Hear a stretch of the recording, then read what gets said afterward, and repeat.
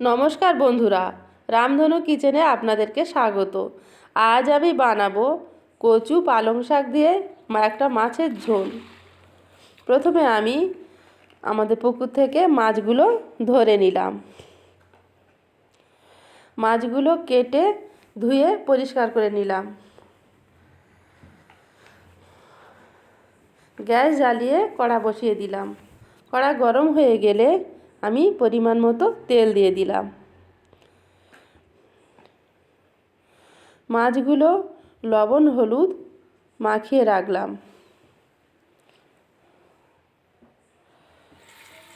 তেল গরম হয়ে গেলে আমি মাছগুলো ভাজার জন্য কড়াইতে দিয়ে দিলাম।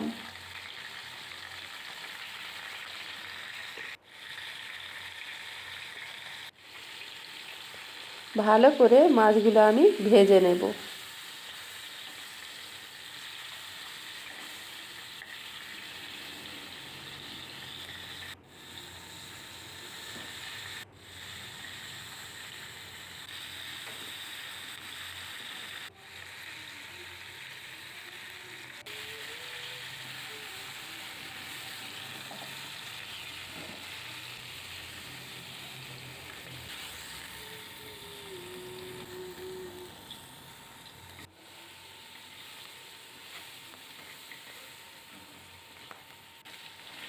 মাছ ভাজা হয়ে গেলে একটা পাত্রে এক এক করে তুলে নিলাম। কড়াইতে অল্প পরিমাণে কালো জিরে দিয়ে দিলাম। কেটে রাখা আলু এবং কচুগুলো আমি কড়াইতে দিয়ে দিলাম। ভালোভাবে ভেজে নিলাম। ভাজা হয়ে গেলে পরিমাণ মতো আদা দিয়ে দিলাম। কাঁচা লঙ্কা এবং টমেটো কুচি দিয়ে ভালো করে নেড়ে নিলাম। পরিমাণ মতো লবণ দিয়ে দিলাম, দিয়ে আবার ভালো করে নেড়ে নিলাম। আমি অল্পক্ষণের জন্য ঢাকা দিয়েছিলাম। ঢাকনা খুলে হলুদ গুঁড়ো দিয়ে দিলাম। ভালোভাবে কষিয়ে নিয়ে এবারে আমি কড়াইতে গরম জল দিয়ে দিলাম।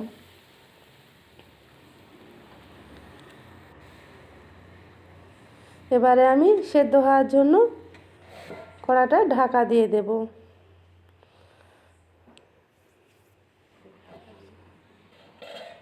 কিছুক্ষণ পর ঢাকনা খুলে দেখব যে সবজিটা কতটা সেদ্ধ হয়েছে।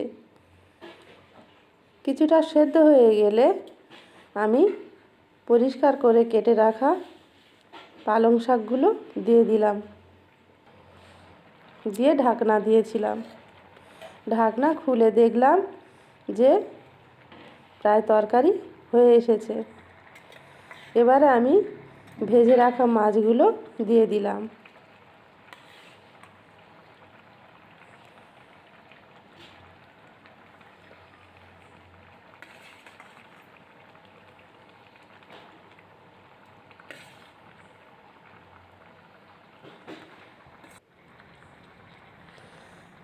তরকারি প্রায় হয়ে এসেছে।